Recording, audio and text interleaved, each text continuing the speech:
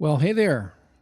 Welcome to Not Too Tight, Not Too Loose, the podcast about finding balance in the pursuit of well-being. How you doing, Andrew? I'm good, Joe. How are you? Happy New Year. Happy New Year to you. Good to see you back on the pod here. Um, really cool interview. I really just enjoyed talking to Rob so much. So to let everyone in, we interviewed Robert J. Coplan, Chancellor's Professor in the Department of Psychology at Carleton University in Ottawa.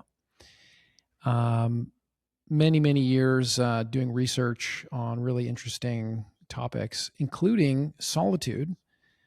He's become kind of like a world expert on solitude.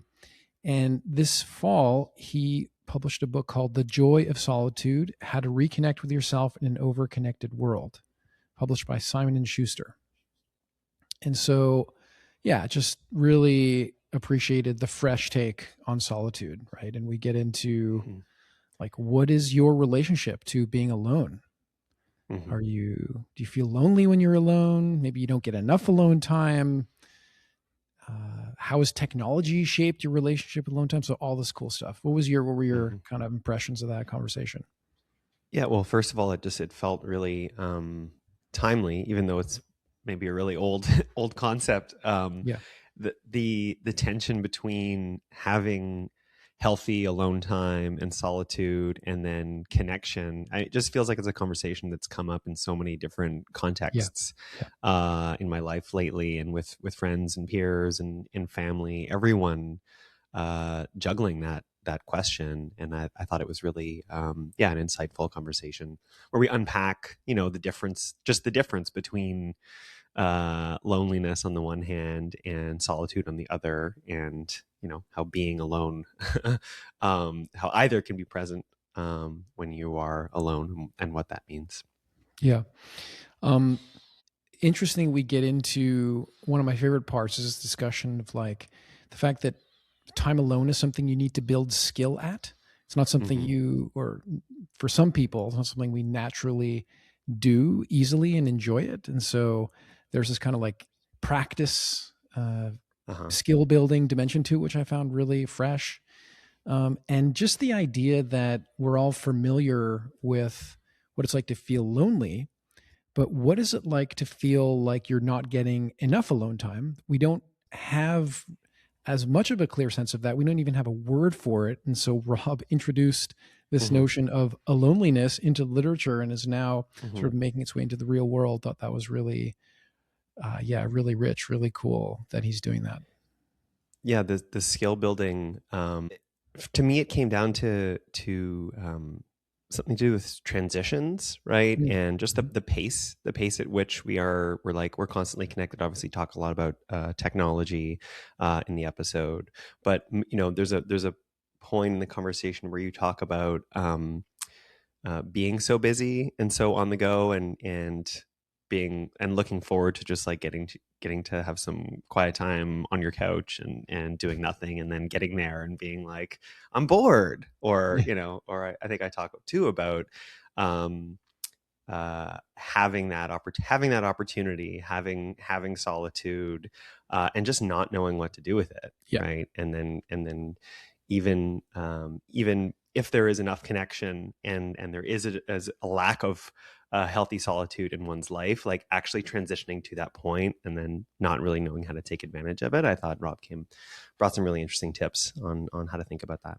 Yeah, totally. Um, and I also really enjoyed how like Rob's got 30 years of experience doing research in solitude and really built a very powerful model of understanding the sort of the construct and the experience. And then we sort of take him through our kind of favorite topics like, Right. psychotherapy. We talk about ACT, we talk about IFS, we talk about Mm-hmm. meditation.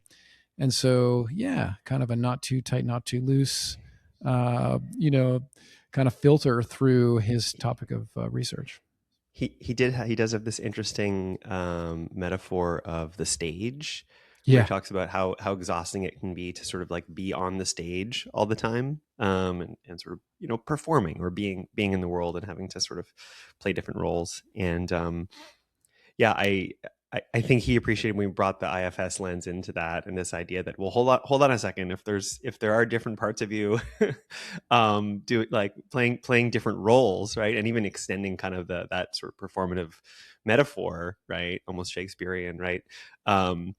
Like you might be alone and nevertheless still feel like part of you's on stage and being judged or criticized by other witnesses, right? Yeah. So there was Yeah. maybe a follow-up to do with him there if he digs into some of our longer convos on those topics. Totally.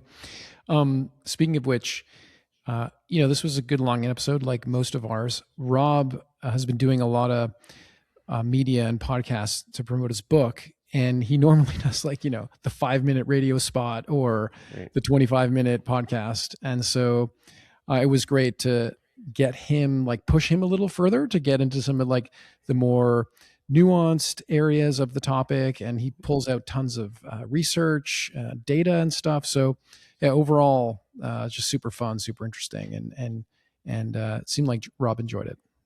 Yeah, and having the longer runway, I think he appreciated it because through his research, what he's learned, and I think what he's gotten used to having to push back against is the easy answer and the soundbite, right? So the not too tight, not too loose approach is one that it's like, well, how much solitude do we all need? Is it 6 hours? Is it this? And he's like, well, it depends. Like everyone's different, right? And you need to test things out. You need to see what works for you. And there isn't a one size fits all. There isn't a magical formula. So being able to then explore all of the different contexts and conditions over a longer conversation to sort of really understand how to make use of his research and this topic, I think seemed like it was gratifying for him and was for us too. All right, so here it is, our chat with Rob Coplan. Rob Coplan, Professor Rob Coplan. Joe Flanders. Welcome to Not Too Tight, Not Too Loose. Thank you. It's great to be here. How's the day so far? The day is pretty good. I'm looking forward to our chat. Likewise. So, yeah, why don't we just start quick intro on who you are and what brings you to this conversation? Sure. So my name is Rob Coplan. I am currently a professor in the psychology department at Carleton University in Ottawa. And my main area of research is sort of the cost and benefits of solitude across the lifespan. And I've been studying that for a long time, 30 plus years or so. So definitely devoted a lot of time and energy to exploring those kinds of questions. And I guess I'm here because we're going to talk about that topic and because I have a new book out, The Joy of Solitude. And so I am making the rounds and very happy to chat with you guys today about this. You sound like someone that's been on a few podcasts lately, Rob. That was really an excellent intro and made my job a lot easier. Lot of interviews, a lot of promo on this book. Yeah, it's been a lot of fun. I, as I said to you just before we started recording, I wasn't really prepared for the amount of energy and resources required to do book promotion, and it's a little bit overwhelming at times. But I am definitely trying to enjoy the moment while it lasts. I have the sense that you're getting a lot of this media attention, partly because the book is published by Simon & Schuster and they're kind of like big players, but also because the book is really good. It's just I've read most of it. You write super well. It's super easy to read. Lots of cool, like personal anecdotes. I learned some stuff about you that I didn't know, even though we're cousins and I've known you for a long time. So yeah, just really excellent book and enjoying reading it a lot. Why don't we, of course, I'm going to ask you some of the questions you've been answering like many, many times in the last few weeks, but let's get the basics down and then we can do the deep dive into some of the more controversial or interesting questions. So let's start with solitude. What is it? Yeah, so I think the most important distinction I always like to make at the outset of these kinds of discussions is the difference between solitude and loneliness. And there's so much discussion about loneliness over the last several years. People talk about the loneliness epidemic, and some people try to sort of push me on the loneliness idea because they assume that since I talk a lot about the potential benefits of solitude, I must not think loneliness is a big deal. Or, maybe they try to get me to say that we're overplaying the loneliness epidemic. And so I always like to start by saying that that's absolutely not true. Like, we really do need to pay attention to loneliness. And if we want to give a definition, Loneliness is what happens when there's a discrepancy, there's a mismatch between the social life that we would like, the quality of our relationships, the intimacy, the connection that we have with other people, how much time we spend. It's not just time, but it's sort of time and quality. If that's not meeting our needs, if that's not meeting our expectations, right? Loneliness is the negative alarm bell that goes off inside us that says, you better go out there and spend some time with people. Because humans need social connection. And when that need is not met, we feel loneliness, which is this awful feeling. Loneliness sucks, right? It's damaging for our well-being. It's damaging for our mental health. And there's now lots of evidence to suggest it's damaging for our physical health. You guys, I'm sure, are aware there was a Surgeon General's report out in the US a few years ago talking about the literature looking at the physical health impact and even mortality impact of chronic loneliness. And they found it was about the same as smoking 15 cigarettes a day, which is, that's just mind-boggling to me. And so, yes, of course we need to pay attention to loneliness. Of course we need to fight the loneliness epidemic. Humans evolved to, be in groups. We need other people. Humans need social connection. And here's the but. But loneliness is not solitude. So if loneliness is this awful feeling, solitude is a place. Solitude is a place, particularly if we choose to go there, where I think there's a lot of really nice things potentially waiting for us. What do you mean it's a place? Well, we spent a lot of time in my lab actually debating the actual definition of what solitude is. And for something that seems like it should be a fairly straightforward thing to define, it's actually somewhat complex. And there's a lot of debate out there in the psychological literature about exactly, how we should define and measure what solitude is. So I think of it as a place because the historic definition, the simplest one, is, right, a physical separation from others, right? So solitude is a place where you go where you're not around other people. And that seems pretty objective and it seems pretty straightforward until you start to, fray at the edges a little bit, right? So exactly how far away do you have to be from other people for it to be solitude? Can you see them but not hear them? Can you hear them but not see them? Are you a teenager alone in your room with the door closed? Is that solitude, even though your parents might be right outside the door? Right? So at its extreme, alone on a deserted island, no problem. Right? Then it gets even more complicated. What if your pet's with you? Right? Are you alone if you're with your dog? What about a cat? How far down the evolutionary scale? A goldfish, a pet rock, right? We have these fun debates about, what it really means. And so other people have taken more of a sort of a psychological approach. It's when you feel like you're alone. It's a perceived separation from others, right? So that's being alone in a crowd. Right. So some people say that they are in solitude when they're, in a coffee shop reading a book with their headset on and not paying attention to what else is going on. So now you're talking about this sort of perceived separation from others. My favorite definition was actually forwarded by a guy, a sociologist named Goffman. It was in the 1960s. And he used the metaphor of the stage. Okay. So when we are interacting with other people, we're on stage. And when you're on stage, when you're in the spotlight, you are acutely aware of your audience who are potentially critics, right? So when you are interacting with others, of course, you're monitoring your own facial expression, your words, the tone of your voice, your posture, all these things that you have to kind of keep control of. But you're also monitoring all of those things in your potential critics, right? What is their facial expression? What words are they using? What's the tone of their voice? What's their posture? It's a lot of pressure. It's a lot of input. It's lots of potential for, social evaluation or perceived evaluation. And so solitude, according to Goffman, is what happens when you step off the stage, when you step out of the spotlight. It's like this big, right, where you are, you have a chance. And that's why it's so much associated with restoration and recovery, right? It's a break from being on stage. It's a break from all of that input. So that to me is a good kind of metaphor that we can use to talk about how solitude can be a good thing. And let me just, talk about the giant technological elephant in the room while we're doing that is, of course, now it's possible with current technology to be physically separated from others. You can be alone on a deserted island, but literally FaceTiming, right, with hundreds of people.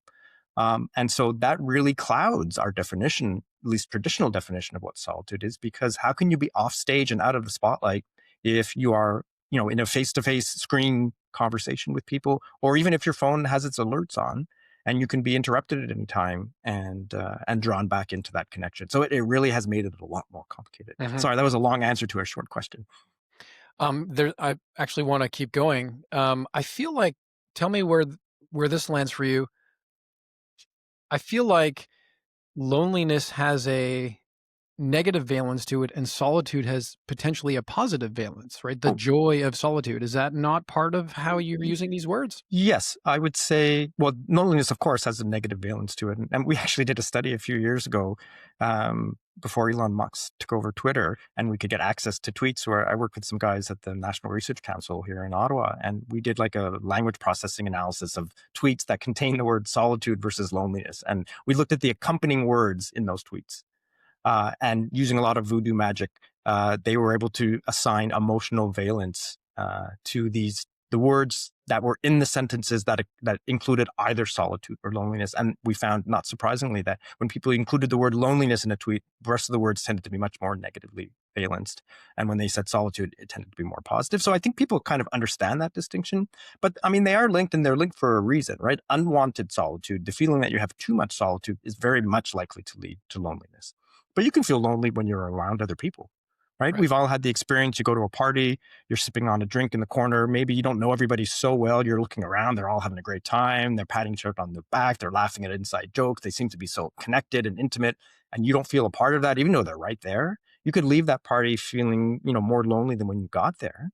And on the other hand, you could be in solitude, and like you said, you can be joyful and not lonely at all. So, although these things are connected, they don't have to be connected. And you can experience your solitude either positively or negatively. That's kind of one of the paradoxical aspects of solitude, is that it's seen, it's this two-sided coin, right? And depending on your as we can talk about, depending on your state of mind and how you frame that time in solitude, it can have these paradoxically opposite sort of experiences and lead to very different sorts of outcomes. Okay, sticking with defining the terms, how do you treat this other vocabulary just adjacent, like introversion, extroversion? Right. Well, I mean, that one's also, I mean, that's a personality trait, right? Introversion, extroversion is actually a very broad personality trait that is, I would say, quite misunderstood. A lot of myths about it, kind of in popular culture and in the media. It incorporates a whole bunch of different sort of sub traits. The most commonly described one is the sort of the sociability aspect of it. And the most common understanding, which is not entirely wrong, about introversion, extroversion, has to do with where you get your energy from. Yes, So the class, right? the social batteries, The social right? battery, right? But it's not even just social, right? So a classic definition of extroversion is extroverts, when they want to feel energized, when they want to charge up, when they want to feel good, they go out and they want to go where the action is. And that action is often, social, but it doesn't have to be. They just want to be where lots of stuff is happening. Whereas if introverts want to recharge their battery, they want to go somewhere quiet. And of course, solitude is often more quiet than being around people. And so those things get equivalents, even though they're not exactly the same. And the other issue, though, is that like introversion, extroversion also incorporates other kinds of traits, like, how active you are, how impulsive you are, how much you seek reward versus avoid punishment. Like there's a whole bunch of these other sort of substrates, which they're less quantifiable in some ways, and they make less of a good story. So people tend to focus on the introversion, extroversion, I'm sociable, you're shy kind of distinction, when it's really quite an oversimplification. Although, broadly speaking, introverts tend to spend more time alone, and extroverts tend to spend more time around people. But I think there's very clear evidence to suggest that, introverts benefit from socializing and extroverts benefit from solitude, right? So, right. So that kind of brings us to one of the core hypotheses or lessons from the book that I think you've done an amazing job of laying out for us, which is that we're trying to get a balance here, right? Unlike how what you on the outside you talked about, like the loneliness epidemic, and we're all concerned about that.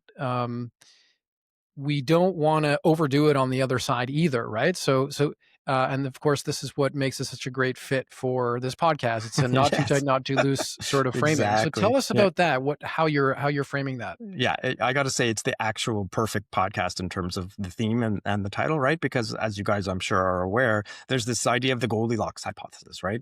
The Goldilocks zone, some people have called it, and as a simple explanation, you go right to the classic fairy tale, and you've got Goldilocks, who is trying different bowls of porridge, and one of them is too hot, and one of them is too cold, and the middle one is just right. And there's this idea that you can have too much of something and you can have too little of something, but what you have to find is that just right amount. But critically, it's the just right amount for you. And the just right amount for you is not necessarily the just right amount for everybody else. Right. So this is why I'm always so suspicious when people make broad, sort of broad pronouncements. We all need 6 hours of solitude a day, and you need to socially interact with people for 10 hours. And like that might be true for an individual, but it is 100% not true for everyone. And so I would say, yes, one of the main messages of the book is that humans need social connection, but yes, we also need solitude.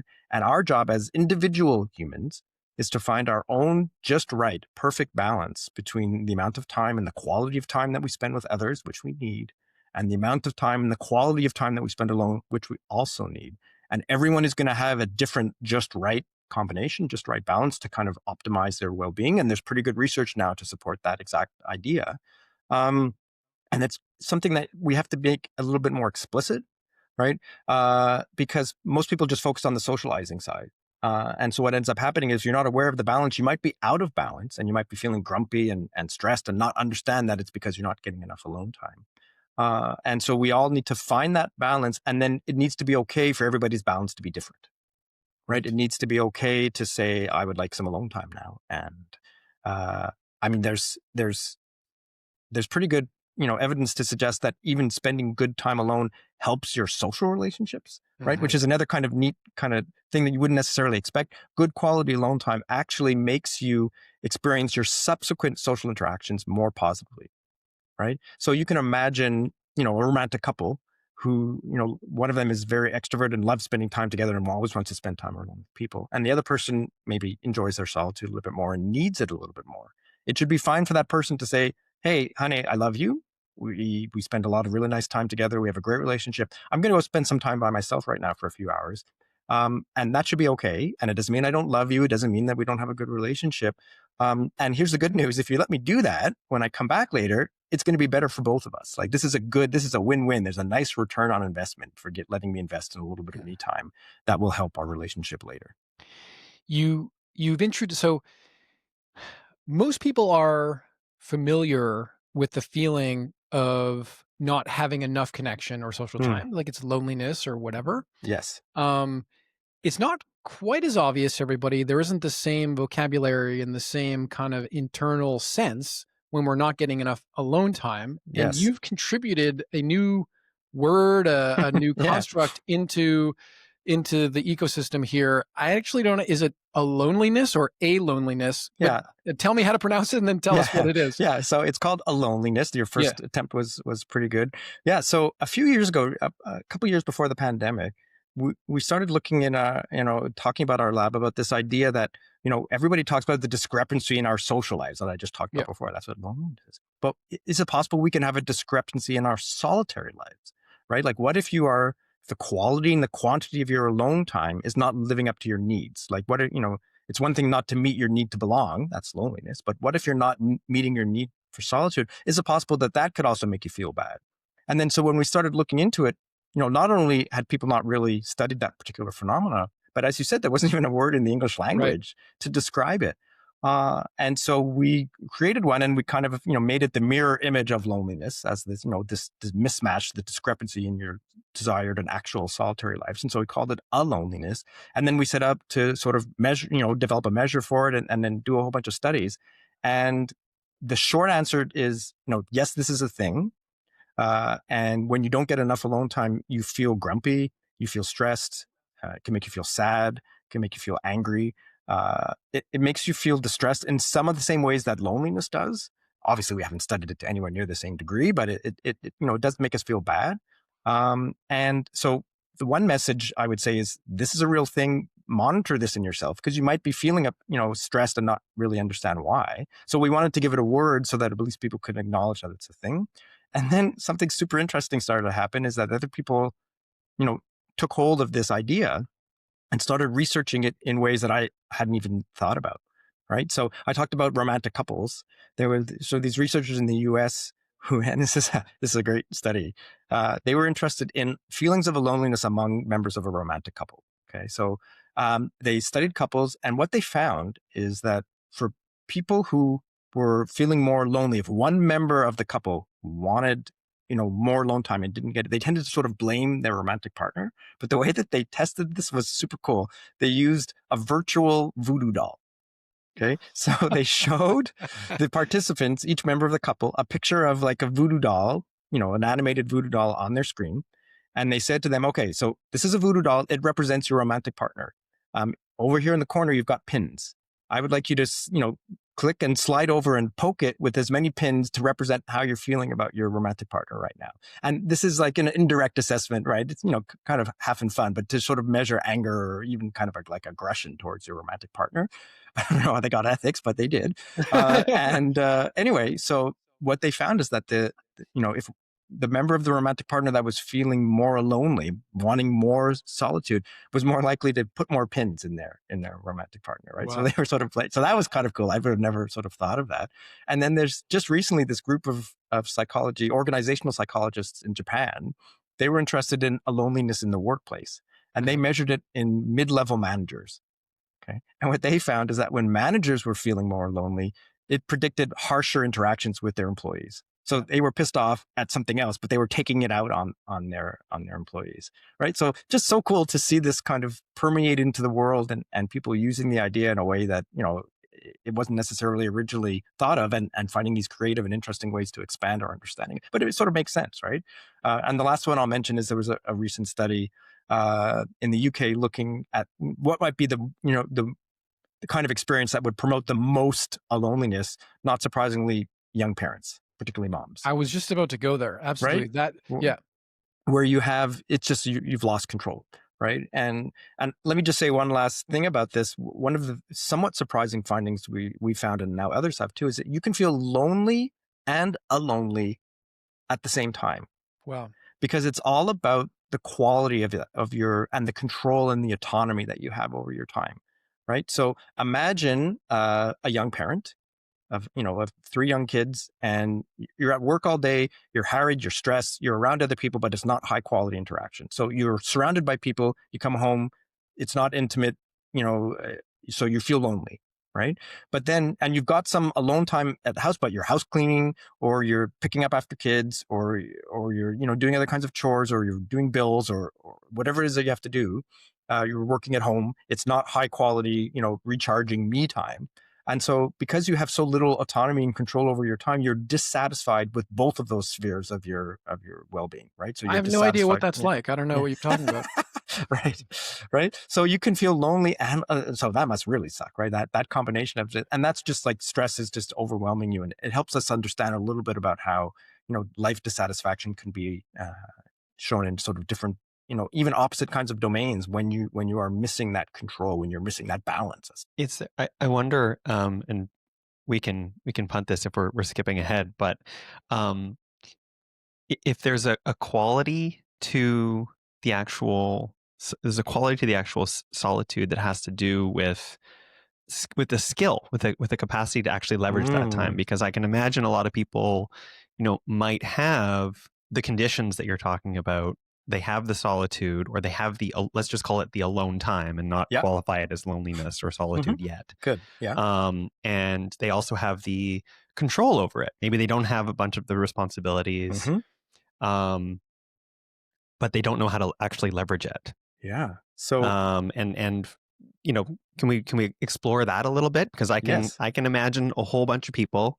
I won't name any names, but having alone time, and this could, you could argue that this is a function of loneliness, but not using it well, and using their screens and grasping for connection on their screens, but also having, suffering from a loneliness and not having enough solitude as well. How do people actually learn to leverage alone time so that they can have nourishing solitude? I have so much to say about that. Okay. Okay. So, what you're describing, the term that I would use is you need to develop a capacity for solitude, right? That's a term that a psychologist named Winnicott developed many years ago. Now, most people actually, and I'm going to say most people, they don't like spending time alone, right? They find it boring, maybe even aversive. There's a great study that we talk about all the time in the psychology field. This was done by a psychologist named Wilson, and actually, I talked to him about his experience in this study when I was preparing for the book. So let me give you a very quick rundown of the study for those that aren't familiar with it. In a series of studies, he basically asked college students in the US to sit in a room for 15 minutes on a chair with no tech, nothing to do. He called it sitting alone with your thoughts for 15 minutes. And he measured their mood before and afterwards and, talked to them about the quality of their experience. Now, not surprisingly, the vast majority of students absolutely detested doing this. They found it boring. They found it aversive. They asked to stop even before the 15 minutes was over. But in one of the versions of the experiment, he hooked them up to an electric shock generator. And he had them test it out before they went in so that it wasn't just a question of like trying something new. He's like, they press a button, they gave themselves an electric shock. It hurt. Okay. Then they went in the room and he said to them, well, you've got 15 minutes with nothing to do and you're going to be alone. If you want, go ahead and press that button. And more than half of the students self-administered an electric shock, often multiple times, right? Because it was just anything was better than sitting there alone with their thoughts, right? I mean, that's a great story. And Wilson, when I asked him about it, he said even he was surprised. He thought they were going to enjoy it as a nice break. And he was really surprised at how much they found it aversive. And it's a good, somewhat funny story. It's also not exactly the kind of solitude that we're talking about, right? It's one kind of solitude, sitting alone with your thoughts. But I think that's kind of a myth about solitude, right? So one myth about solitude is the only way to get benefits from it is, fold your legs, put out a yoga mat and meditate. And that's how you're going to get benefits from solitude. And of course, meditation's awesome. And as you guys well know, it provides, well-documented benefits for our health and our well-being. But that's only one way to get benefits from solitude. And that's why the sit alone with your thoughts study is, sort of interesting, but also not all that, helpful in terms of helping people learn to spend time in solitude. What I like to say is, when it comes to solitude, people should, again, use their autonomy. That's one of the freedoms that solitude grants us, is a chance to do things that we want to do. And so, push past the myth that you have to do nothing or meditate. And it turns out, and there's now research to support it, that as long as you're engaged in an activity that you personally find meaningful, enjoyable, engaging, productive, there's so many different things that you can do in solitude. If it's important for you, if it's meaningful for you, you're going to get those benefits. So go for a walk, sure, right? Meditate, sure, but also listen to music, read a book, even, play Candy Crush on your phone. Sometimes the thing that we need to do the most is zone out and do an activity that's just going to let our mind kind of wander and, restore and, get our thoughts off of things that are troubling us. That's okay sometimes, right? So there's lots of different things that we can do when we're alone that are all okay. And that's a good message to get out, right? You can be you can do you when it comes to solitude. The thing that, you mentioned bringing your phone out, which, we've barely touched on, how technology can impact solitude. So I think we can agree, and the phrase that I like to use is, if you're going to use your phone in solitude, use it for good and not for evil. So using it for evil No problem. is right. Using it for evil is scrolling social media and doom scrolling headlines. I mean, and that's bad for us no matter when we do it and who we're with and what the circumstances are. So I think we can all agree on that. But for people, especially extroverted, sociable, social butterfly kind of people, right?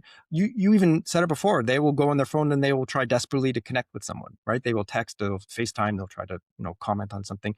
So what you're describing, I call social washing their solitude, right? They're trying to put a social, that take the edge off of it by having some kind of virtual interaction. And if you're feeling really lonely while you're alone, that's a reasonable thing to do. Any kind of social connection is going to be helpful. And so I'm not saying don't use your phone to connect with people when you're alone. Sure, that is a utilitarian and helpful and sometimes even very healthy way to use your phone when you're trying to connect with people. But don't spend all of your solitude doing social stuff, because then you're really ripping yourself off, right? You're not giving yourself the opportunity to experience some of the good stuff. And it's like anything else. It's like training for a marathon. And, Joe, you would know about this. When you're training for a marathon, you don't go and run 26 miles the first day. You start off by walking around the block, right? So I would say, or maybe you do 10 miles, but so if you don't like spending time alone, that's cool. I understand. Start with some micro moments, a few minutes a day. Gradually build up your solitude muscles, gradually build up your capacity for solitude. Do fun things, do things that you're going to enjoy, do things that you find meaningful. All right. Get up to as long as you can that you have time for that's reasonable within your daily schedule. There's pretty good research to show that as little as 15 minutes a day can have demonstrable kind of positive impact on your mood and your well-being. So you don't have to take a 2-hour walk in the woods. Who has time for that? Although personally, I would love that.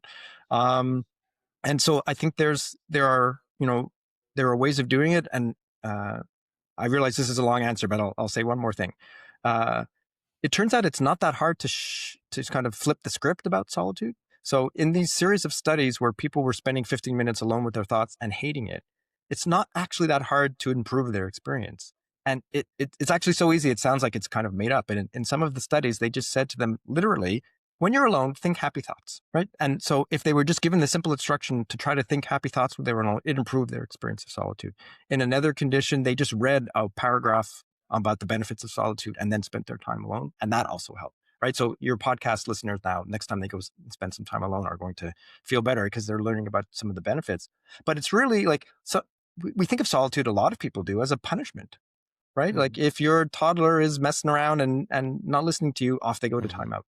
If a prisoner is really breaking the rules when they're already, incarcerated, solitary confinement, right? So solitude has a historical bad reputation, some of it very well earned, especially because of loneliness. But if you flip the script and think of it instead as, an opportunity or even a gift, the gift of some me time, where you can have autonomy, where you can have control, where you can have privacy, where you can choose to, to be yourself. You don't have to, alter your facial expression. You can do the things that you want to do. There's a relief there's a respite from the input that we're getting when around others. There's a chance to just let your mind wander and, ponder things. It's a chance for self-exploration. It's an incubator for creativity. There's so many good things that can come from time alone if we, see it as an opportunity and try to take advantage of some of those opportunities. Rob, I feel like one of the things you describe in the book really captures what you're describing super well. And it's the idea of solitude as freedom. Yes. And there's freedom from and freedom to, which I'd love to hear you elaborate on. But I just wanted to link it up with something that we talk a lot about in acceptance and commitment therapy. I don't know if you're familiar with this, but in ACT, we talk about moving away from discomfort and moving towards what's important. Okay. And as the phrases suggest, when you're moving away from discomfort, it means there's something uncomfortable happening in your body, and you try to find some way to, avoid it, get away from it. And so things like procrastination and avoidance are examples of moving away from discomfort. And then moving towards something is when you feel free enough to move in the direction of your values, to do what's important to you. And some of those really sort of nice activities you described. In ACT, there is you might say a bit of a bias toward the moving towards what's important, to being aligned with values. But I can very much relate to the idea of when you're quote unquote off stage, you get the relief of the attention on you, all of the sort of physiological activation that happens when you're around other people and sensitive to what they're, thinking about you or saying about you or whatever. So maybe that freedom from is not such a bad thing. But I just found that really interesting because it maps on so well to the ACT categories. How do you think about the freedom from and the freedom to? Yeah, that's fascinating, actually. And I think, you're right. They're both important. But I think if you're only doing freedom from and not freedom to, then that's a bit of a potential problem, right? So one of the things we talk about in solitude is some people will seek solitude not as a place that they want to go towards, which would be the, right, but as a place that they're using to escape from other things. That's right. Right. So if you are socially anxious or even just somewhat shy and you find social circumstances stressful, right, and they cause you embarrassment or you have social evaluative concerns, you might escape into solitude, not because you particularly want to go there, but because you are avoiding social situations. And if if it stops right there, and you're going into solitude not because it's a place that you're going towards, but it's you're running away from something, then the most likely thing you're going to experience in that place that you have escaped to is you're going to ruminate, you're going to worry about what's going on, you're going to replay the last set of social interactions that you have, and they're going to become, abstractedly bad. You're going to anticipate negative consequences the next time you go and speak to someone. All these terrible things are going to go on inside your head. And that's solitude. As solitude for you then is an empty place that you are filling with worry and fear, right? And so instead, maybe even regardless of how you got there, because you're right, it could be for some people just the respite from input is really important.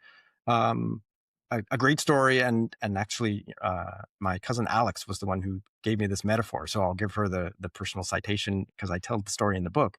Um, she was using it under different circumstances, but I adapted it to the offstage thing. It's kind of like when you are in a car going down the highway and the windows are open just enough that there's air, kind of pushing in, and you can feel the pressure in your ears and you can hear it. It's not like a real noise. It's almost like a white noise in the background. And it just makes you like, you're kind of on edge, but after a while you just kind of adjust to it and just go on until someone rolls up those windows. And then it's like, wow, you didn't even realize how much was going on there, right? That's like, for some people, that's what stepping into solitude is like, right? It's just a chance for that pressure to stop. And that's not a bad thing at all. But if it stops right there, you're not really giving yourself the benefits, right? So the freedom from is the freedom from input. It's the freedom from social stresses. It's the freedom from having to regulate and modulate your behaviors and your facial expressions. That's critically important. That's why solitude takes the edge off of negative emotions, that is particularly more intense ones. That's why it helps restore our battery or our social battery. These are all good things. But to get the full benefit, you also have to have the freedom to, right? And the freedom to is the autonomy. It's the choice.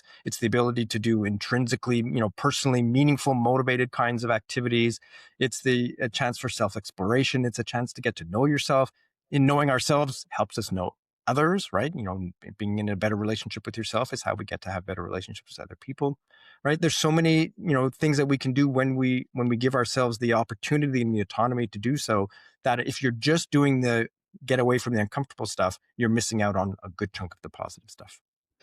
I wonder if there's this in between here. I really appreciate the freedom too is oriented, and this comes back to ACT as well, Joe, is oriented around values, right? Having a sense of what's like, you can have the autonomy, but you also have to have a sense of, well, what is actually important to me? Like where what's going to be meaningful? Where do I put my time? And this in between, I wonder if there's a challenge, and this is where the skill building comes in, of the discomfort of being with oneself and being with parts of oneself, right? Like what happens when you need freedom from yourself, an internal conflict? Yeah. Right. That's fascinating. Right. Cause that may be something that people need to build capacity around. Yes. And learn to transcend before they're going to get to the freedom too. Right. There may be a whole bunch of other external conditions that that are, pose challenges, but people might also gravitate towards a lot of connection and a lot of distraction because that aloneness brings them face to face with something internally that's unresolved. And that learning to actually address that might be a prerequisite for then getting to a point where they know what to do with their autonomy, to the point where they're having that positive experience of the freedom too. Oh yeah, I completely agree. And I think there are people who avoid solitude because for exactly that reason, right? They need to be doing something, they need to be busy, they need to be connecting with others, because if not, they're left just with themselves. And if they're not happy with themselves, or if that, vision of themselves or understanding of themselves is something they're trying to, procrastinate dealing with or avoid having to face, then when you're in solitude, there's nothing else for you to face. And so it can be a terrifying potential experience. And yeah, you're absolutely right that you have to sort of develop the capacity to be alone with yourself and to be able to benefit from those experiences as much as possible. I completely agree. I feel like I've had this experience many, many times, which is, let's say, go through a really busy period at work. And it's like, oh my God, I just want to lie down on my couch and do nothing because I'm so busy. I'm so overstimulated. I need some freedom from.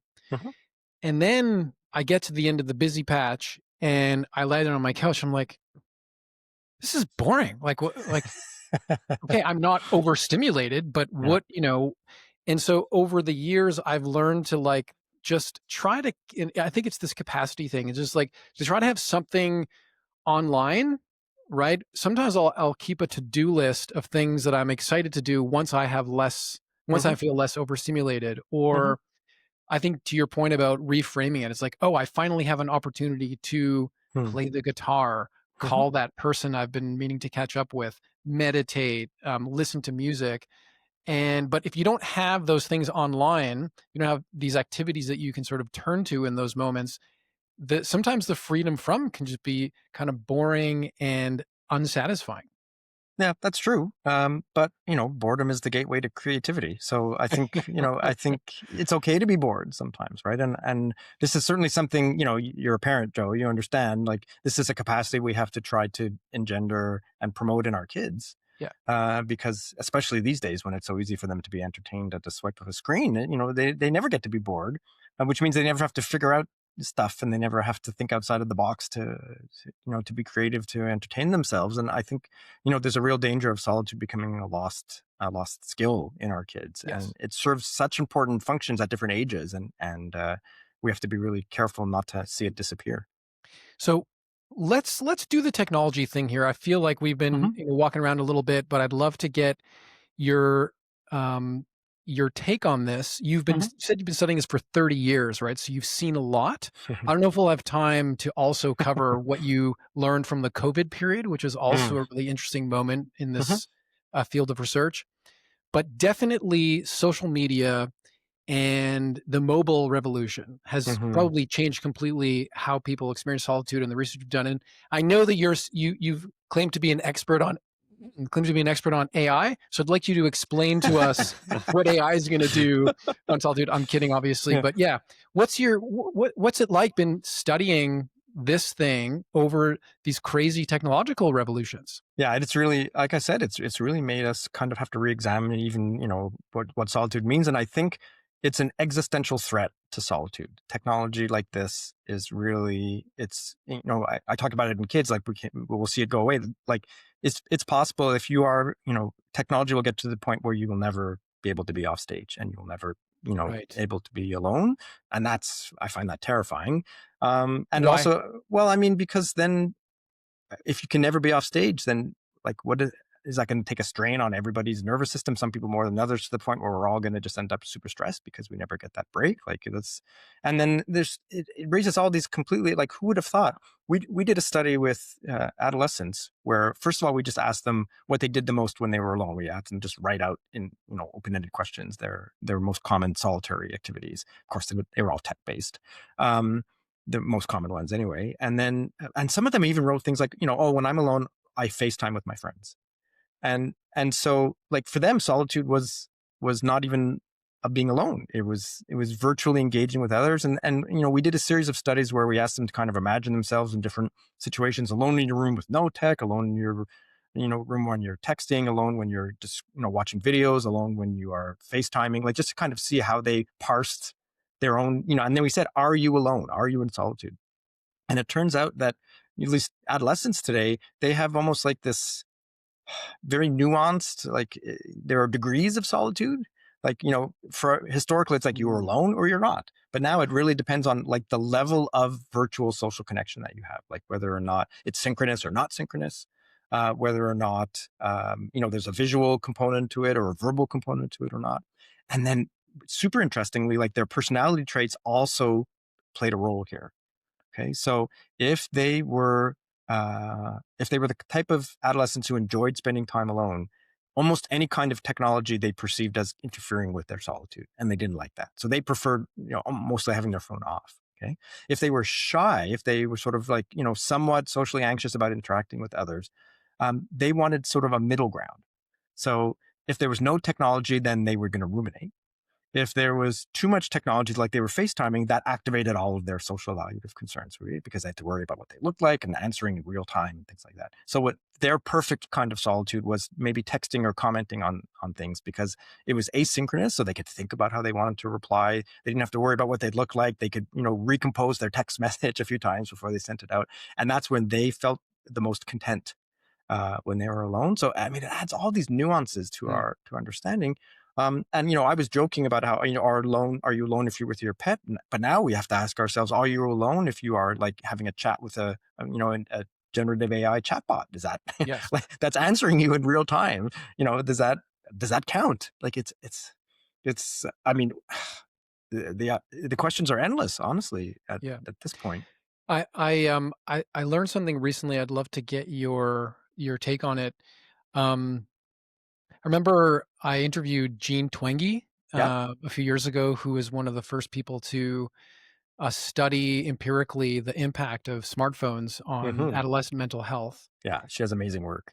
Yeah, and she offered this amazing metaphor, which is something like, you can eat an apple, right, which is nutritious, or you can eat Apple Jack cereal, which is like a fake, Yeah. technology-based alternative or substitute. And the same is true of social interaction. You Yeah. could like be with someone and see their face and their body language and connect with them, or you connect with them via social media.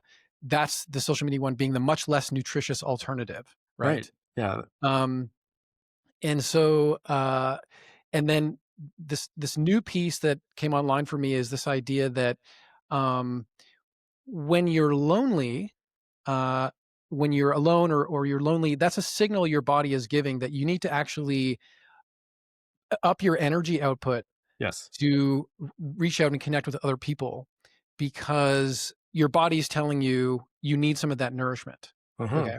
Then you pick up ChatGPT and you get the satiation of this signal because you have the impression that you've just gotten that sort of quote unquote nutritious interaction, but it's actually empty. Mhm. Yeah.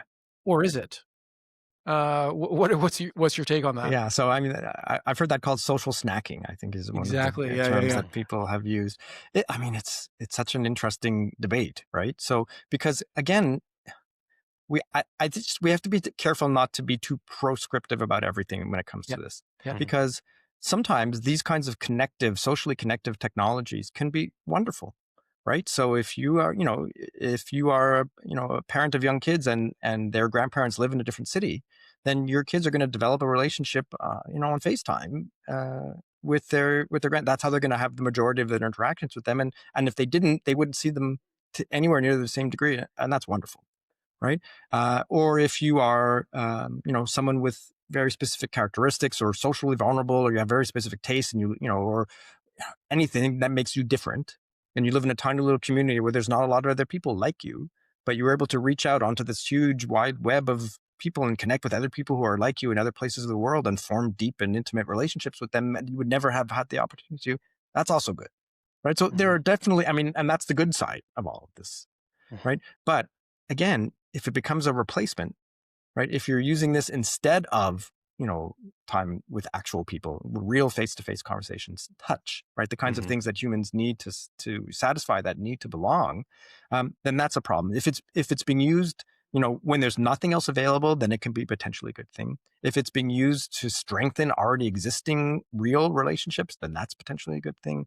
But if it's been used as a replacement or as a way to avoid those kinds of connections, then of course that's when we're getting into Yeah. problems. But it makes it so hard because there's not like a simple answer, right? Right. Like Yeah. don't always do this, don't never do this, and that's what people want, right? They want the very simple rules that says, you need to do this, but don't do that. Have this number of drinks, that one's not okay, right? But it's so, and it really depends on also on the individual, right? Because everyone again is Mhm. going to have their own just right amount Right. of virtual Mhm. connection that's going to Mhm. be helpful for them, versus those that don't. So it's, as I know, there's no easy answer to that. It's something that is.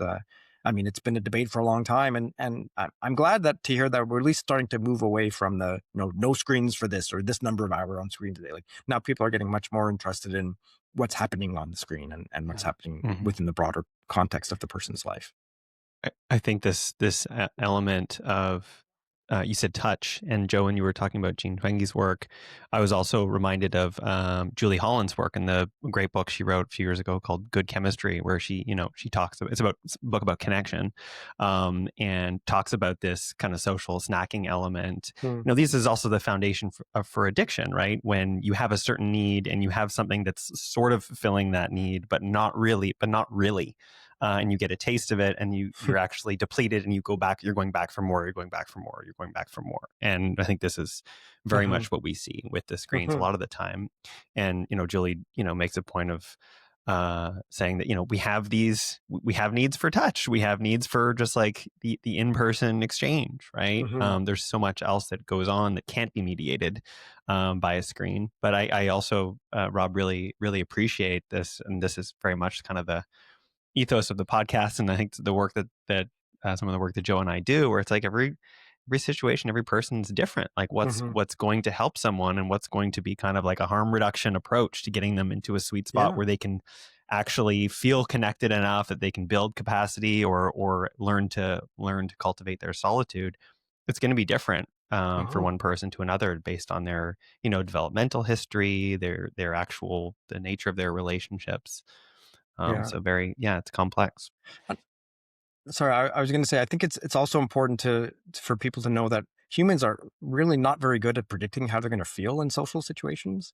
So the technical term for that is affective forecasting, right? So we are lousy affective forecasters, particularly when it comes to social situations. And there's a great study that was done on the Chicago transit system a few years ago that sort of illustrates this. So what they did is a brilliant idea is they approached a bunch of people before they got on a commuter train that was about an hour long. And they gave them a whole bunch of assessments. They assessed their mood. They gave them some personality tests, their well-being, all this kind of stuff. And then half of them received the instruction to just go about their regular ride, like go sit by yourself and do whatever it is that you do when you are, doing your hour-long commute. And the other half were told, initiate a conversation with a stranger. Okay.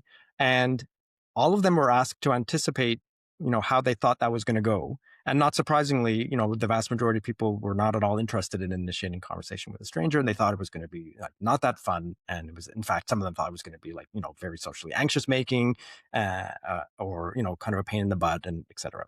But so then on they go to the train, and then they met them at the other end. And they gave them a series of, mood tests and emotions and et cetera, et cetera. And what they found is the people who initiated a conversation and engaged in a conversation with a stranger were in a much better mood and felt better about themselves and had higher well-being when they got off the train, that even though they predicted it was going to be awful, and that this effect was the same regardless of how extroverted or introverted you were, regardless of how socially anxious you were. It was a broad-based main effect. So basically, their conclusion was interacting with humans, personally, even strangers for a short period of time makes us feel happier, right? Full stop, regardless of kind of who you are. And I think that's a really critical message to get out there. If you want to go and have a social snack, then, go order a cup of coffee and chat with the barista, right? Like even that kind of interaction is better than, than a post on a social media or, a random text. A real face-to-face, human-to-human interaction is going to raise your mood.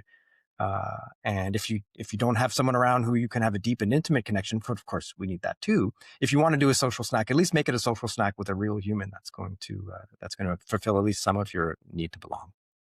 It's so great to be a parent these days. So everything is so straightforward. I mean, what a nightmare. It used to be just like try to keep the sugar low and get the kids eating some fruit and vegetables, but now we have to worry about their information diet and their tech diet and all this stuff. Man, how discouraging.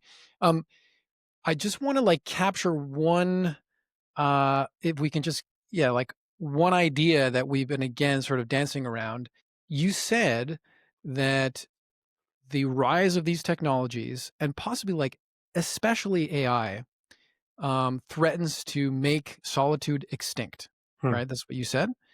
What do we lose as a species or as a civilization if we lose solitude? Well, I mean, I think in some ways we lose some basic freedoms, right? I mean, if we're going to talk about solitude as freedom from and freedom to, then if solitude is gone, then we are losing a place, losing an experience where we have sole autonomy, where we have sole control, whether we have privacy.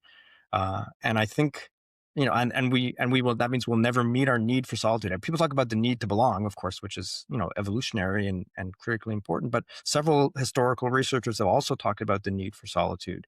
And I think if we lose solitude, well, at least according to our aloneliness research, we're going to have a bunch of stressed out, grumpy people. Yes. Who, which is exactly how life is now, right? Which is how a lot of people feel, right? Yeah. But again, that's also because there's a lack of, there's a lack of control, there's a lack of autonomy, there's a lack of stress, right? And if we don't have control over our lives, our social lives or our solitary lives, then of course we're going to feel dissatisfied and we're going to feel grumbly and it's really interesting. I always thought about Andrew and I have done a lot of work teaching mindfulness to people, and we've often articulated mindfulness as an antidote to the overstimulation that many of us feel.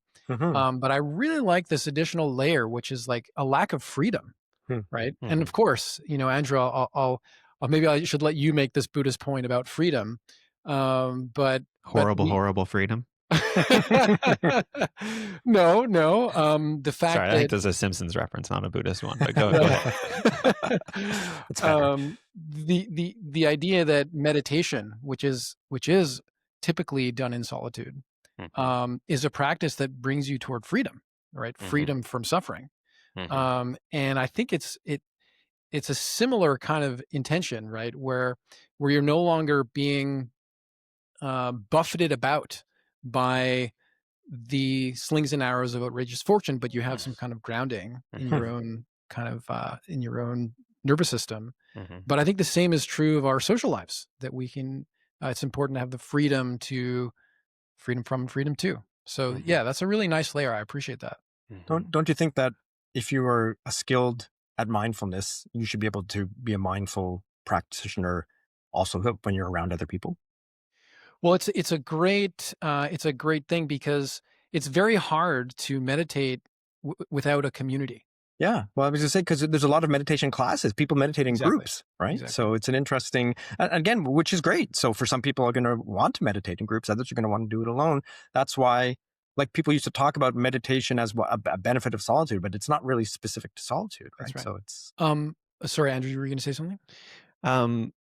Well, I mean, I was going to say that there's a lot of different layers there when it Yeah. comes to solitude and meditation and groups. You could argue that, meditation, like in actual practice, is an exercise in solitude, in an encounter, with the self, in an encounter with all of the sort of the external and internalized sort of stories, stages, if you will, and a practice in getting off that stage and in just grounding in really pure solitude. But but it's packaged often in sangha, in community, where where it's sort of you have that experience, you have that practice, but it's complemented by a group with whom you are maybe discussing or processing after the fact. I have a group that I sit with on Zoom, early in the mornings most days, and we're in solitude in practice, and then we're in community, after the fact, right? And I think the community is often the piece that will bring people in and make the actual and kind of the carrot It makes the habit sticky. that makes the habit stickier. Oh. And then you could also argue that in terms of practice, in person, I'm curious to see, and we know some folks who are doing some of this research, but the effect of being in solitude in practice, but actually physically around other nervous systems that are doing the same thing. I have a question for you guys. Yeah. Thank you for bringing this topic up, because this is a relatively new idea, and I'm not sure how I feel about it. I'm going to ask you guys how you feel about it. There's some researchers in the UK who have coined the term companionate solitude. And that's the idea of being alone with another person. Okay, so they give a couple of classic examples. One would be like, an old married couple who's known each other forever. So when they are together, they're off stage together, right? So there's no self-consciousness. They feel perfectly, autonomous and comfortable to do whatever they want to do. So it's like they're in a little solitude bubble. So they're lying in bed next to each other before going to sleep, and one of them is reading a book, and the other one is playing Candy Crush on their phone, and they are comforted by each other's physical presence.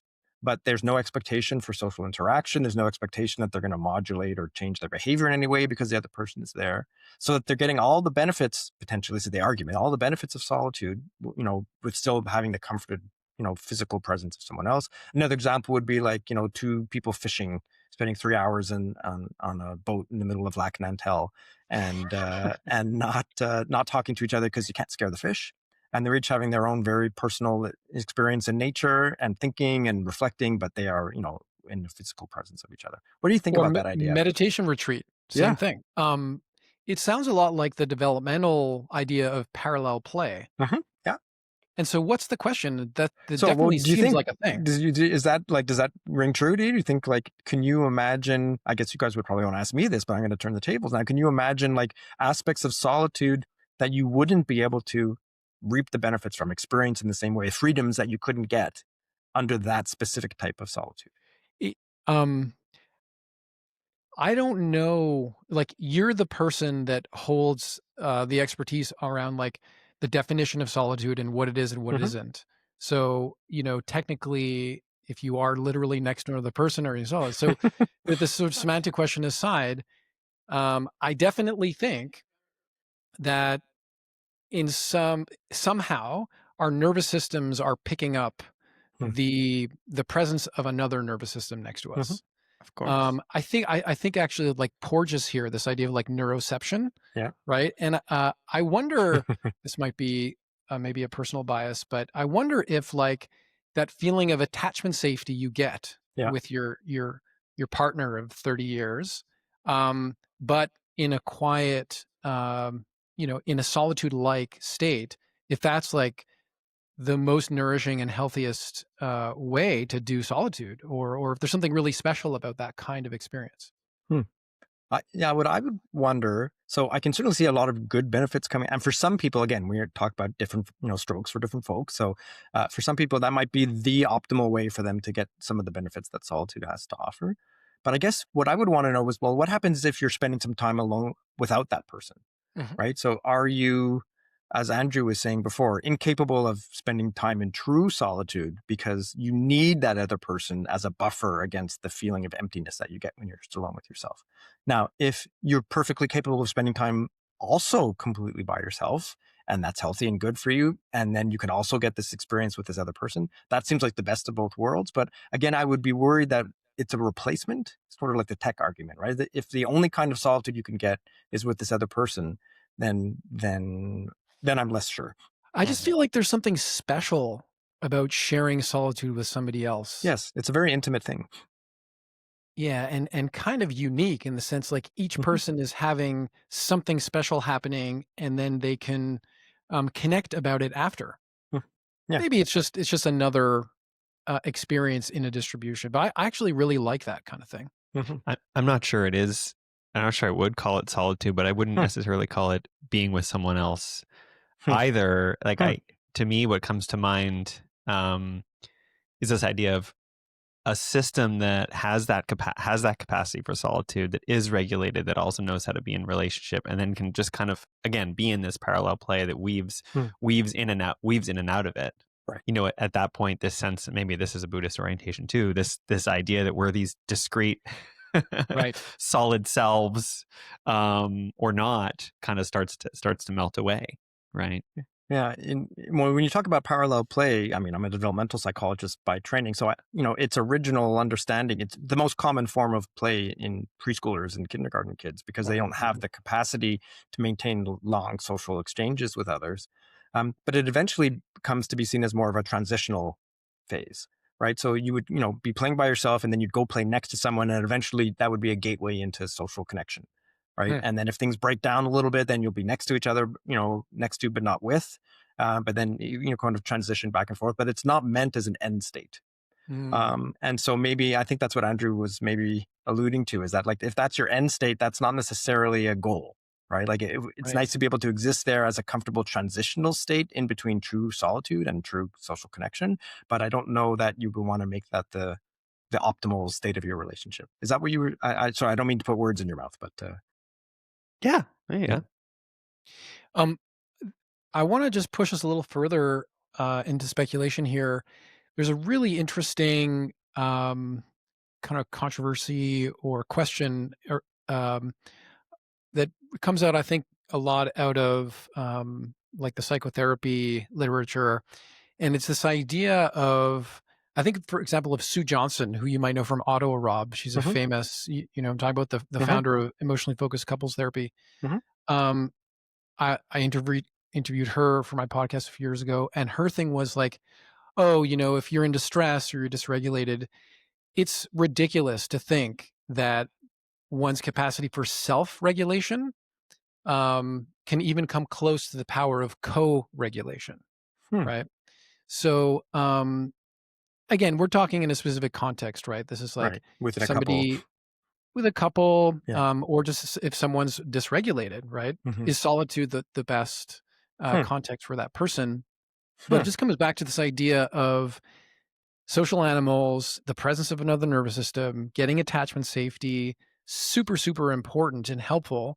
I wonder what you think, if you agree with Sue, or if we develop the right kind of capacities, like meditation or relaxation exercises or whatever, do you think in solitude we can regulate and take care of ourselves adequately? Hmm. Well, I mean, not to keep saying this, but I would say it really going to depend on the person in some Right. ways, right? So Yeah. again, again, I feel okay saying that given the title of this podcast, but, well, It's okay. a cop So, out.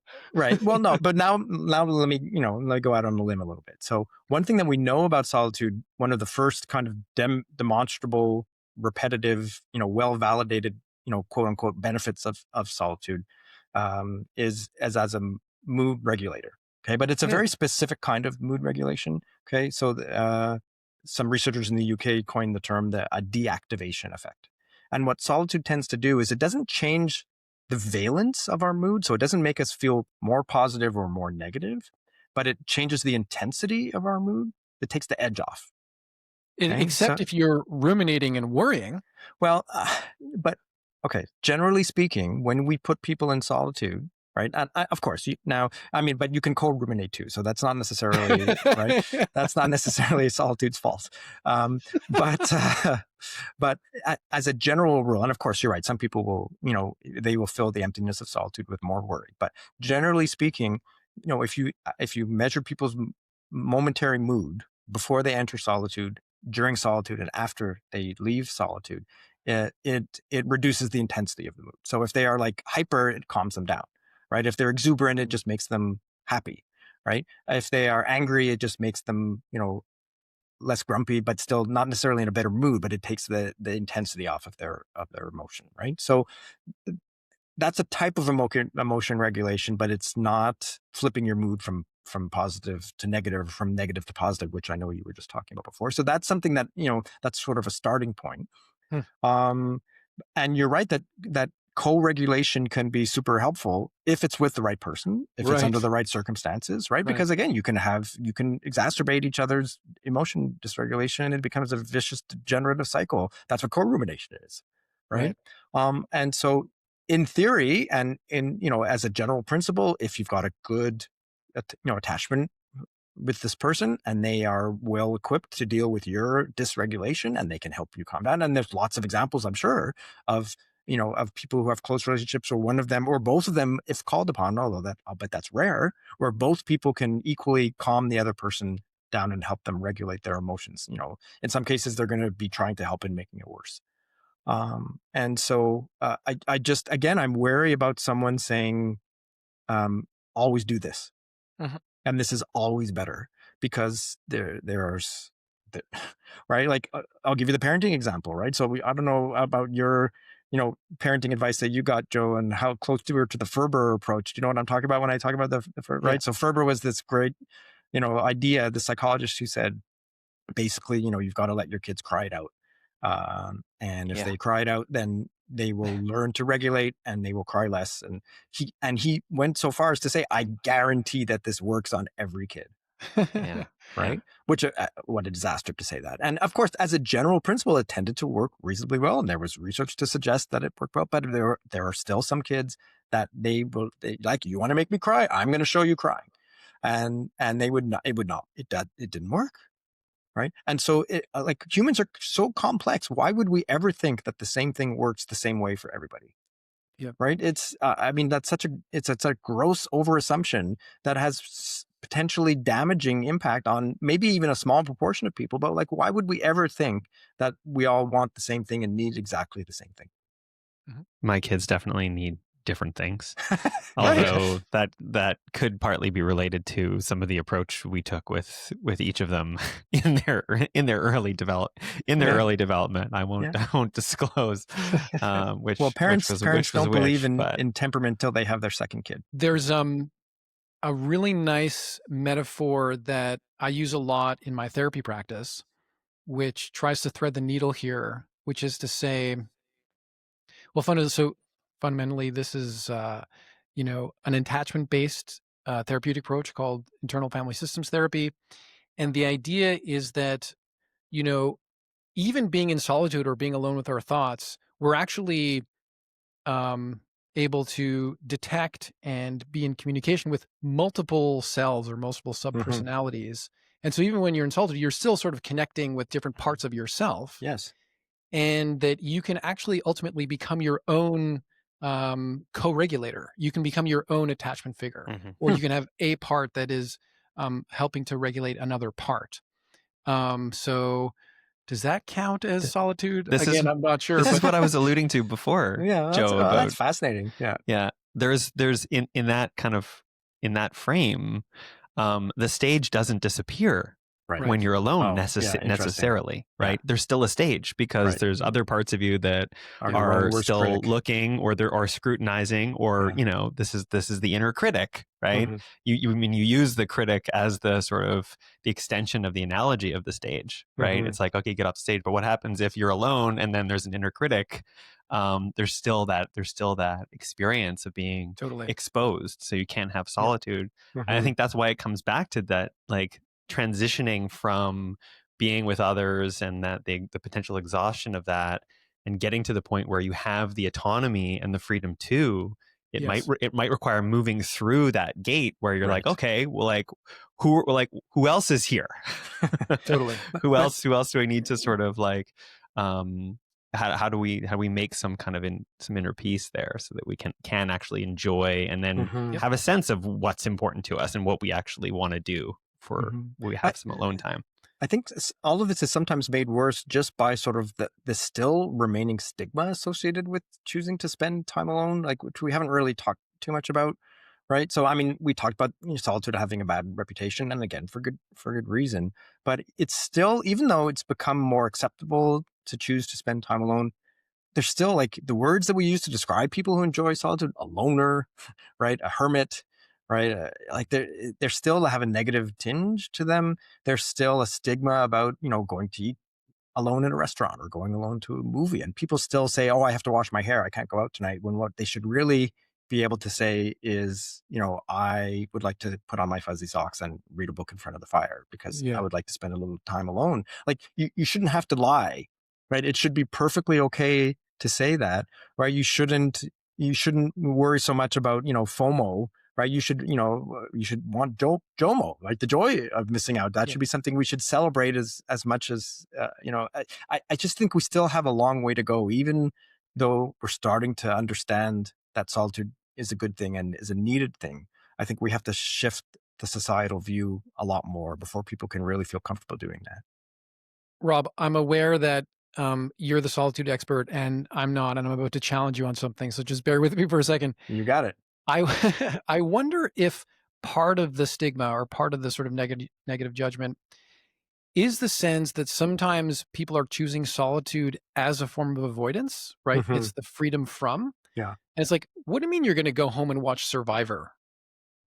Like, as opposed to like coming out and hanging out with us, right? Mm-hmm. As opposed to, oh, I'm going to go, I mean, you're a musician. I'm going to go like practice piano and like get into something that's important to you. Then I can relate. Okay, they've got this other thing that's valuable that they're pursuing versus like, oh, they just want to go veg in front of the TV. Like Yeah, but that's, yeah, go ahead. sometimes people need to veg in front of the TV. That should be okay. I hear what you're saying, right? No, but not if they're going to go. So to just like up the ante a little bit, not if they're going to go home and like scroll Instagram. Yes, It's unhealthy. It's avoidant. It's correct. yes. Okay, so yeah, so I hear you. So if it's just freedom from it, and it's I'm feeling anxious, I don't want to go be around these new people. It's going to be too stressful for me, and that's why I'm choosing solitude. Then we've already talked about how that's that in and of itself is not necessarily a good thing. Okay, but not that I have a particular love for Survivor. If you would like to have a little bit of, if your downtime for tonight is to recharge your battery, is to watch Survivor, then good for you. Like what like why is it that should be any less important if you're doing that all the time and you're not hanging out with your friends, you're not satisfying your need to belong, sure, that's a problem. But if you need to do that on a Friday night, why is that an issue to say that? Why is it a problem to have to, it shouldn't be a stigma to say that you want to do that. It shouldn't, always be seen as selfish. It shouldn't be seen as as deviant, right? Like, and yeah, go ahead. I agree. I just wonder if part of the stigma is that is that when people choose solitude, some of the time it's avoidant, and Yes. we have a collective intuition that that can be unhealthy psychologically for people. Yeah, that's fair. And I think that's a reasonable. So if you're worried about someone because you are worried that Yes, they are, ditching going out with people too much, and you're worried that it's because they're depressed or because there's, that's right. and that is reason to be concerned, right? But that's not the kind of solitude I'm trying to advocate. Fair. Obviously, Yeah. right? Yeah. I'm trying to say for people who are moving towards, as opposed to they're moving towards solitude, not moving away from social situations. Right. Right. Under those circumstances, it should be okay. But what's interesting is you're describing a sort of a classic mainland China cultural Right. interpretation of solitude, right? Right. So there's been some research, China is obviously a much more collectivistic place, a lot more focus on the group, a lot more focus on being a contributor towards the collective, a contributor towards the group. There's some research there in kids that suggests that, it's relatively benign in Western cultures, even though I'm talking about how it has a stigma. If kids choose to play alone at school, every once in a while in North American and Western cultures, that's not going to be seen too negatively, especially for young kids, right? If they are playing by themselves, it's seen as sort of normative. But in mainland China, children who choose to play alone at school are sanctioned by peers and sanctioned by teachers and Wow. parents, because they are told that they're being selfish, that they are choosing not to contribute towards the collective, not to contribute towards the group. They are prioritizing their own individual needs to do something alone over Wow. the needs of the group. And so even more so, I talk about the stigma here, but in places like China, where there's so much of a collectivistic and group oriented focus, it has a very different meaning to choose to do something Mm, alone. that's fascinating. Um, you're adding so much precision with these new like words and constructs, and the phrases you're bringing into the discussions is so valuable. I feel like the freedom from versus freedom to element Hmm. adds so much, and Hmm. I feel like it would be good in public discourse if we had those terms at our disposal. I just find Hmm. that super interesting. Hmm. Rob, you've been so generous with your time. We were over an hour and a quarter here. Um, Maybe one more question, Sure. and we'll see where that takes us. 2 hours later, yeah. Um, One of the things I find really interesting about the book, well, okay, again, you offer a lot of like personal anecdotes and Hmm. insights, and there's some great stuff there. Um, of course, writing a book is a solitary activity, Yeah. right? So I'd love to hear about what you've learned about solitude for yourself, Hmm. going through that process. And now that the book is published, it's a very social or interactive experience promoting it. Hmm. And so you're sort of on the flip side. Tell us about your experience through this journey. Yeah. So, yeah, thanks. That's a super interesting question. I'd like to say, I mean, I wrote this book alone, but of course, I wrote it with the support of so many other people. So, of course, there were lots of other people at various different stages who contributed towards it. But writing is a solitary experience. Mhm. And, everybody has their own writer's craft. For me, it was, I get up early in the morning, like super early, and I wrote most of this book in the wee hours of the morning with a cup of coffee in front of my computer while everyone else in the house was asleep. And it seemed sort of appropriate to sort of do so. Right. Um, but there are times when you get stuck, right? And there are times when you need to let your brain, turn off so that you can solve a problem without thinking about it. Not, of course, that's the creativity research suggests exactly that, right? You've got to let it Incubation. incubate. Yeah, you've got to switch to a different activity. And so there's a kind of a meta moment in the book where I was writing a chapter on solitude and creativity. And this was a very complex chapter to structure because there's a lot of like conflicting evidence, and people talk, I was trying to talk about, like, the mad artist and how that's creative, and the the painter in solitude, and like I was trying to figure out how I get all that together and trying to introduce concepts like flow and what happens to the brain when you are doing something that is mindless, and how that could lead to an aha moment. I was just really struggling to it. I remember I wrote, I'm really struggling with how to do this. I'm going to go out for a walk and let my brain incubate on this, and let's see what I come up with when I come back. And then I went for an hour-long walk. And what I would do, a good chunk of this book was written with voice notes while I was walking, because I would just walk and my mind would wander, and that's how we solve problems, right? That's how something would pop into place.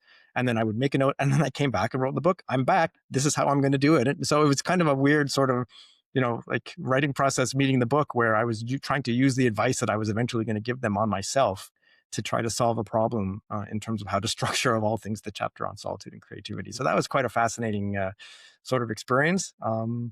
But it was, it wasn't lost on me that was a an actual experience. And let me just say, like, in terms of like personal anecdotes and things like that, that's the part as an academic that I was really, I wasn't really prepared for. I didn't really think would be interesting. And my editor talking to me about it, my comment was, well, people who write nonfiction books have super interesting stories to tell a lot of the Right. time, right? The brain surgeon who ended up getting a brain tumor and writes a book about what that's like, right? Or the people with histories of trauma or other like super fascinating life experiences that they are sharing deeply personal things. And that's the narrative that they attach to the story. And one of the things that I'm so grateful to my editor about was helping me understand how you could just weave in regular, life stories, things that happened to me when I was a kid, things that, personal, events, relationships that I've had, that you can use to draw, similarities and themes from, to connect to some of the ideas that you're making in the book. And that's the approach that I chose to take. And I was grateful to have that help to sort of figure that out. Of course, I've got a bias here, but I feel like you really nailed it. It flows together so well.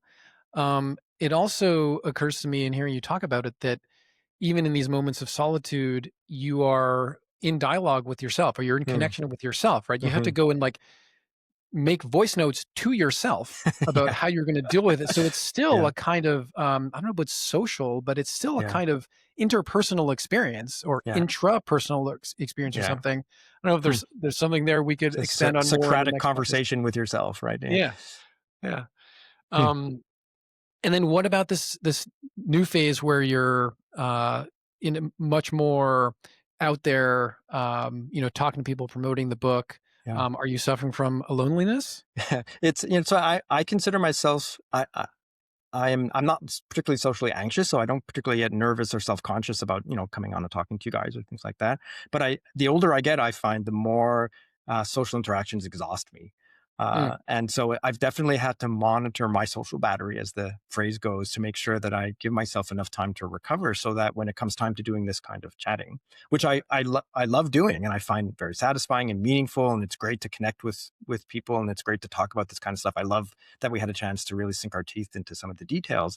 But it's been a learning experience for me to understand that also comes at a cost for me, in terms of my capacity for doing it, and trying to set my schedule and make sure there's enough there for me to recharge, so that the next time I'm not burnt out before I even begin.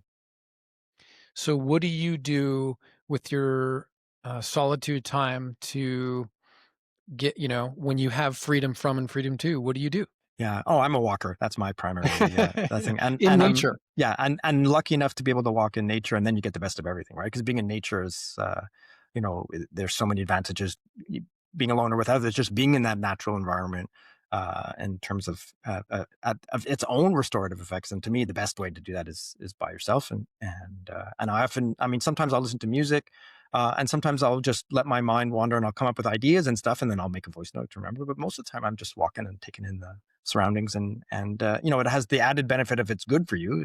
There's the physical exercise component of it. And so yeah, that's when I know I'm on a good schedule, is when I can squeeze in X number of hours of walking time throughout the day. That's when I know that my life is in a good place, that I have my autonomy. Cool. Rob, anything else that we really should mention or cover before we wrap up this conversation? Yeah, I mean, obviously we've had a chance to hit on a lot of topics, and I think we've hit on all the main themes. And I think I'll just, I'll cycle back to the main theme of the podcast, which is, just to reiterate one more time that humans need social connection.